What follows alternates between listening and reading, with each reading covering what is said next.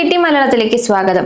സാധാരണക്കാർ മുതൽ വൻകിട നിക്ഷേപകർ വരെ ഉറ്റുനോക്കിയ 2026 കേന്ദ്ര ബജറ്റ് പ്രഖ്യാപനത്തിന് പിന്നാലെ വെറും മിനിറ്റുകൾക്കുള്ളിൽ നിക്ഷേപകർക്ക് വലിയ തിരിച്ചടിയാണ് വിപണിയിൽ കാണാൻ സാധിച്ചത്. പ്രത്യേകിച്ചും BSE, ഏഞ്ചൽ 1, ഗ്രോ തുടങ്ങിയ ഓഹരികൾ 10% ഇടിഞ്ഞ് ലോവർ സർക്യൂട്ടിലേക്ക് നീങ്ങി. എന്തുകൊണ്ടാണ് വിപണി ഇത്ര ക്രൂരമായി പ്രതികരിച്ചത്? എന്തിനാണ് സർക്കാർ ഫ്യൂച്ചേഴ്സ് ആൻഡ് ഓപ്ഷൻസ് അഥവാ FNO ട്രേഡിംഗിന്മേൽ നികുതി കുത്തനെ കൂട്ടിയത്? ഈ മാറ്റങ്ങൾ നിങ്ങളുടെ പോർട്ട്ഫോളിയോയെ എങ്ങനെ ബാധിക്കും? നമുക്ക് വിശദമായി പരിശോധിക്കാം. ബജറ്റ് അവതരണത്തിന് പിന്നാലെ നടന്ന ഈ പ്രത്യേക സൺഡേ ലൈവ് ട്രേഡിംഗ് സെഷനിൽ വിപണിയെ ഞെട്ടിച്ചത് സെക്യൂരിറ്റീസ് ട്രാൻസാക്ഷൻ ടാക്സിലെ അഥവാ STTയിലെ വർധനമാണ്. ധനമന്ത്രി നിർമ്മല സീതാരാമൻ പ്രഖ്യാപിച്ച പുതിയ നിരക്കുകൾ നമുക്കൊന്ന് നോക്കാം.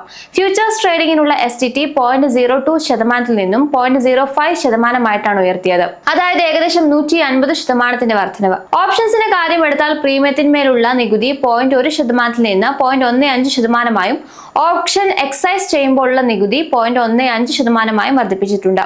ഈ പ്രഖ്യാപനം വന്ന ഉടൻ തന്നെ വിപണിയിൽ വലിയൊരു സെൽ ഓഫ് ആണ് കാണാൻ സാധിച്ചത്. BSEയുടെ ഓഹരികൾ ഏകദേശം 13.5% ഇടിഞ്ഞ് 2517 രൂപ നിലവാരത്തിലേക്കും ഏഞ്ചൽ 1 ഓഹരികൾ 2284 രൂപയിലേക്കും കൂപ്പുകുത്തി. നിഫ്റ്റി 25,000 എന്ന നിർണായക നിലവാരത്തിന് താഴേക്ക് പോവുകയും സെൻസെക്സ് 1000 പോയിന്റ് ഇടിയുകയും ചെയ്തു. ഏകദേശം 6 ലക്ഷം കോടി രൂപയുടെ മാർക്കറ്റ് ക്യാപ്പാണ് ബജറ്റ് പ്രഖ്യാപനത്തിനു ശേഷം ഇല്ലാതായത്. ബ്രോക്കറേജ് ഓഹരികളിൽ ഈ ഇടിവ് പ്രതിഫലിച്ചതിന്റെ കാരണം നോക്കാം. ഇന്ത്യയിലെ പ്രധാന എക്സ്ചേഞ്ച് ആയ BSEയുടെയും ഏഞ്ചൽ 1, ഗ്രോ തുടങ്ങിയ ഡിസ്കൗണ്ട് ബ്രോക്കർമാരുടെയും വരുമാനത്തിന്റെ വലിയൊരു പങ്ക് വരുന്നത് ഈ FNO ട്രേഡിംഗിൽ നിന്നാണ്. നികുതി വർദ്ധിക്കുന്നതോടെ ട്രേഡിംഗ് നടത്തുന്നവരുടെ ചിലവ് അഥവാ ട്രാൻസാക്ഷൻ കോസ്റ്റ് വർദ്ധിക്കും. ഇത് ട്രേഡിംഗ് വോളിയം കുറയാൻ കാരണമാകുമെന്ന് നിക്ഷേപകർ ഭയപ്പെടുന്നു. വിപണി വിദഗ്ധരുടെ അഭിപ്രായം കൂടി നമുക്ക് നോക്കാം. കൊട്ടക് സെക്യൂരിറ്റീസിലെ MDയും CEOയുമായ ശ്രീപാൽ ഷായുടെ നിരീക്ഷണത്തിൽ ഈ വർധനവ് ട്രേഡർമാർക്കും ആർബിട്രേജർമാർക്കും വലിയ തിരിച്ചടിയാണ്. സർക്കാർ ഇതിലൂടെ കൂടുതൽ നികുതി വരുമാനം ലക്ഷ്യമിടുന്നുണ്ടെങ്കിലും ട്രേഡിംഗ് വോളിയം കുറയുന്നത് തിരിച്ചടിയായേക്കാം.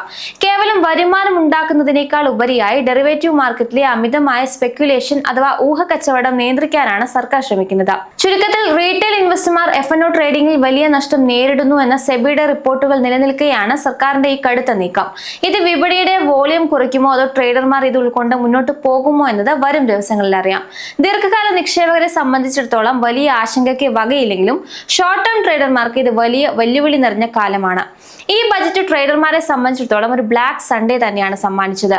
എന്നാൽ ദീർഘകാല നിക്ഷേപം ലക്ഷ്യമിടുന്ന വിദേശ നിക്ഷേപകർക്ക് ഈ STT അഥവാ സെക്യൂരിറ്റി ട്രാൻസാക്ഷൻ ടാക്സ് വർധനവ് ഒരു വലിയ പ്രശ്നമായിരിക്കില്ല എന്നാണ് അനലിസ്റ്റുകൾ ചൂണ്ടിക്കാണിക്കുന്നത്. ഇതിന് പ്രധാനമായിട്ടും 3 കാരണങ്ങളാണുള്ളത്.